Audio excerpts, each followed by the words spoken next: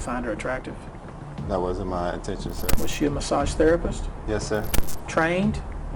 I'm not sure, sir. Why you would post something on Instagram suggesting that you were in New York City when you were instead in Houston getting a massage. Advice of my lawyer, I assert my rights under the Fifth Amendment. Today's a day that has been a year and a half in the making. From the very beginning, when Deshaun Watson demanded a trade from the Houston Texans after a very tumultuous season with the Houston Texans, then a few weeks later, we got the plot twist of a lifetime. Multiple cases being levied against Deshaun Watson for seeing way too freaking many masseuses. And we've been waiting to see what the punishment for that will be. Originally, Deshaun Watson missed all of last season, and it looks like it could potentially be more as Judge Sue Robinson issues her final suspension today. So before we get to the content, man, make sure you drop a like, subscribe, and turn on our notifications to help the channel grow. If you want to get shorter versions of this content, make sure you follow me on Instagram at @TheFlightMike and TikTok at Mikerophone NFL. Now that we get all that out of the way,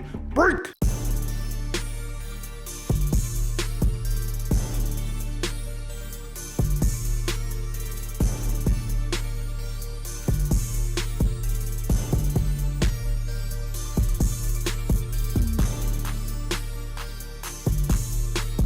I'm really excited because today's sponsorship has helped my lifestyle a ton. This video is sponsored by Cannabis CBD. Guys, between running multiple YouTube channels, multiple TikTok accounts, an Instagram account, and having my own personal life struggles like adopting a new puppy recently and my fitness regimen, there are times that I have crippling anxiety that keeps me lying awake in bed in the middle of the night. And I'm not gonna lie, at the very beginning I was a little apprehensive to CBD. I didn't necessarily think it worked. But when I tried Cannabis nicotine-free CBD pouches right before going to bed, I had a tremendous improvement in my sleep. I went from sleeping 6 hours a night to about 8 hours a night and woke up with a significant improvement to my mood and energy level. So I highly recommend it to anyone that is having trouble sleeping. And right now, the people at Cannabis are so generous that they're willing to give 30% off of their Cali Roll, which includes 5 of their most popular flavors like tropical mango, citrus, American spice, natural mint, and my all-time favorite flavor, wintergreen. All you have to do is click on the link in the description down below or go to cannadips.com/microphone to get 30% off of their Cali Roll. Or you can just use my promo code at cannadips.com when you check out the Cali Roll. And thank you, Cannadips, for today's sponsorship. Mic check 1 2 1 2. What's going on, everybody? A year and a half ago, Deshaun Watson demanded a trade from the Houston Texans. But as a result of the cases that were brought forth against him, it made trading Deshaun Watson a little challenging. I mean, he was really close to getting traded to the Miami Dolphins this past year during the trade deadline, but the Miami Dolphins wanted all of the charges dropped before they decided to give up 3 first-round picks to trade for Deshaun Watson. As a result, since none of the charges were dropped against Deshaun Watson, or none of the cases were settled against Deshaun Watson, bear in mind at the time Deshaun Watson was still pending potential criminal charges during the trade deadline, no team ended up trading for him during the trade deadline. And this became a storyline heading into the offseason. After all, Deshaun Watson is a pretty freaking good quarterback. I mean, many people forget, but the last time this individual played football, he completed 70% of his passes, threw for 4,823 passing yards, 33 touchdowns, and 7 interceptions.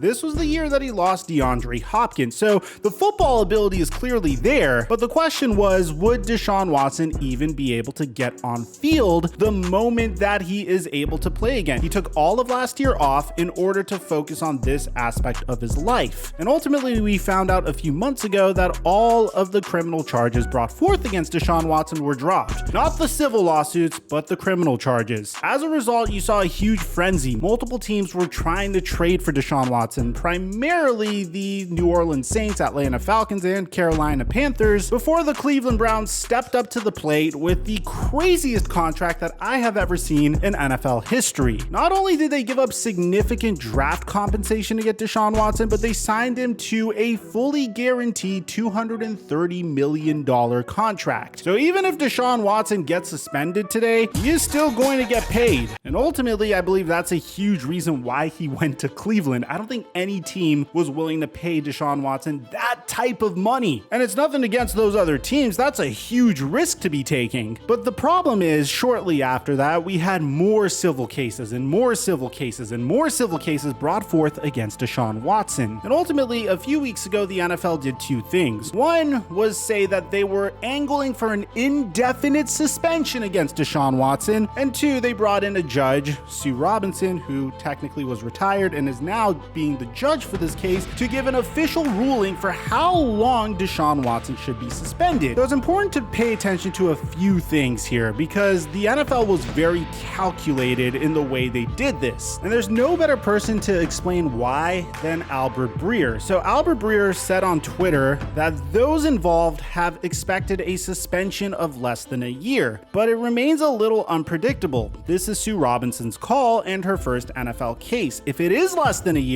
then Roger Goodell will have an interesting call to make. One thing to add here, and I think this is very, very important, all along, the NFL's been aggressive in getting the word out that they sought out at least a year. They did that at the risk of angering Sue Robinson. Why? Say the case isn't going their way. Then they can say, we tried, which is the relevant PR element of all of this. So I said this from the very beginning. Why would the NFL come out and say, hey, we want to suspend Deshaun Watson for at least longer than a year, but hey, it's up to this judge to decide? Because that way, if Deshaun Watson gets suspended from 4 games to 8 games, Roger Goodell could show up and say, it was out of my hands. We hired a professional to sentence Deshaun Watson for a specific amount of games. Now, what's even crazier about this is the NFLPA even put out a joint statement on Deshaun Watson, the impending arbitration decision. So there's a lot of PR, marketing, posturing going on, so the NFL could kind of save face. Check this out. In advance of Judge Robinson's decision, we want to reiterate the facts of this proceeding. First, we have fully cooperated with every NFL inquiry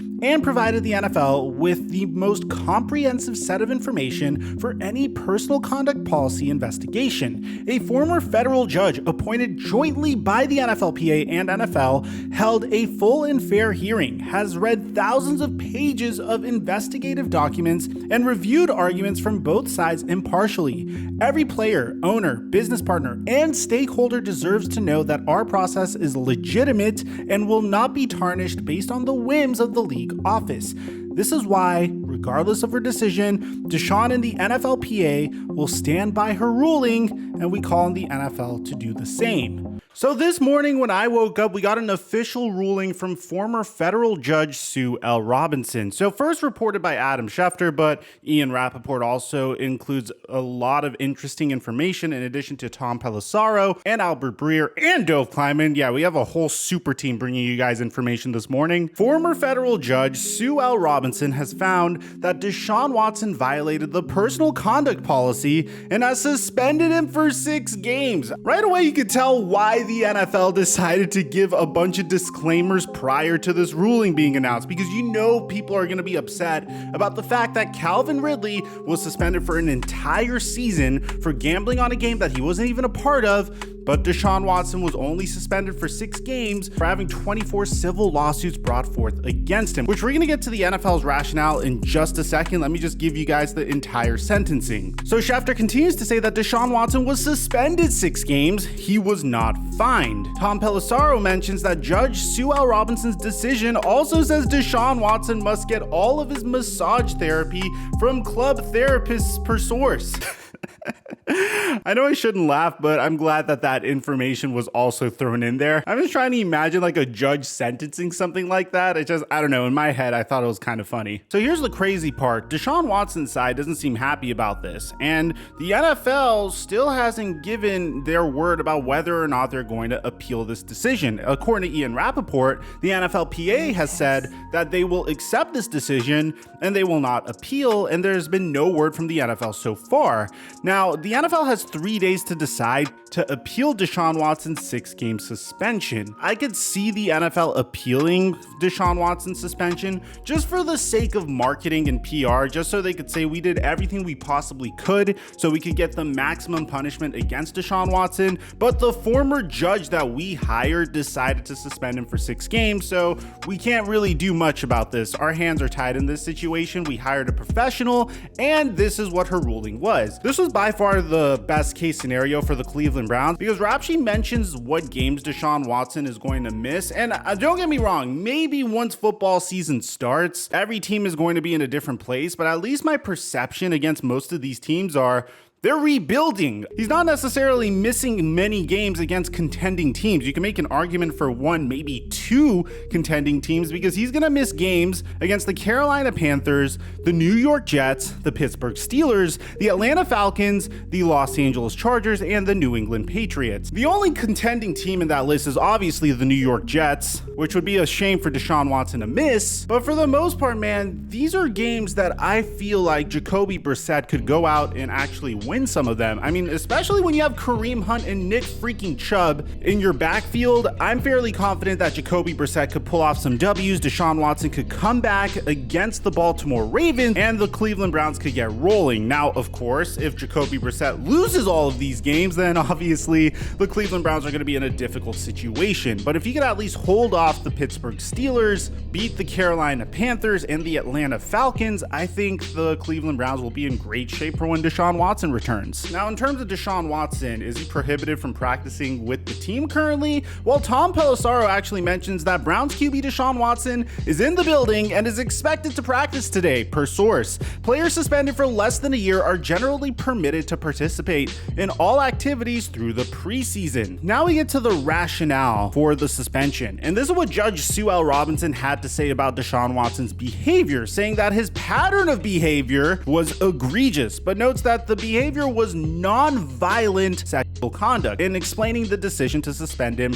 for 6 games. Albert Breer gives you some other examples, and I actually tweeted a whole list of previous examples for players that have been suspended for 6 games or less or more. Albert Breer mentions that Browns QB Deshaun Watson's 6-game suspension mirrors past penalties for Cowboys running back Ezekiel Elliott and ex-Steelers QB Ben Roethlisberger. Watson's case, like Elliott's and Roethlisberger's, lacked criminal charges. And if you want an additional list for this type of stuff, man, I tweeted it out on my Twitter. I mean, Tom Brady, 4 games for maybe being generally aware that a football may have been the permitted PSI. Ray Rice for raising a hand on his fiance was 2 games. Adrian Peterson for felony child abuse was 6 games. There's a whole list if you want to go in and compare it to previous suspensions, but it seems like the vast majority of people are very upset about this because Dove Kleiman makes a very interesting point. Cardinals wide receiver DeAndre Hopkins received a 6-game suspension for a PED violation. Deshaun Watson was facing over 24 sexual misconduct lawsuits. Josh Gordon was suspended for 78 games by the NFL for smoking weed. Calvin Ridley was suspended for at least 1 full season for making a bet that his team will win. Vincent Jackson was suspended for 3 games because of unlicensed driving, and Plaxico Burress got suspended for 4 games for shooting his freaking leg. That's a crazy story that we definitely need to make a video on one day. So Ari Meirov gave us a little bit of an insight to what actually went down, saying that while 20 plus women accused Deshaun Watson in civil lawsuits, the NFL brought just 5 cases to Judge Robinson. NFL argued for a full season suspension. Robinson hands down 6 games. The NFL could appeal and potentially add games. The NFLPA could then look to suit in court. This isn't over. Now here's the bizarre part. According to Diana Rossini, apparently Deshaun Watson's side isn't happy with this. I spoke to sources close to quarterback Deshaun Watson who believe the 6-game suspension is too much. They stand by his claim that he did not do anything wrong. However, they do accept this was a fair process with a neutral party hearing the case and making the decision. Obviously, Deshaun Watson's side is going to come out and say that. I mean, no matter how long the suspension was, that's just PR and marketing posturing at that point. Overall, do I think the suspension is fair? It's very difficult to say because personally, I'm coming from a place where I also acknowledge the fact that Deshaun Watson didn't play the last year in the NFL as a result of his situation, and possibly because he didn't want to play for the Houston Texans anymore. I also acknowledge the fact that the NFL is the most inconsistent league whenever it comes to handing down punishments, as you're going to see on my Twitter account and as we've mentioned in previous examples. So it's really hard for me to say whether or not this is a fair punishment because I'm not necessarily an expert in regards to this field. I could say that this was by far the best job the NFL could have done to avoid avoid potential backlash, which is finding a scapegoat in Sue Robinson and saying, Hey, she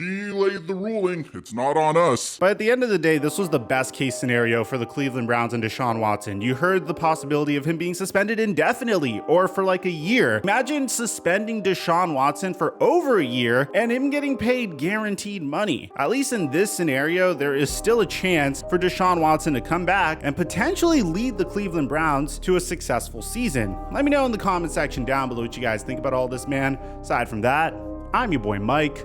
I'm dropping our mic until our next upload.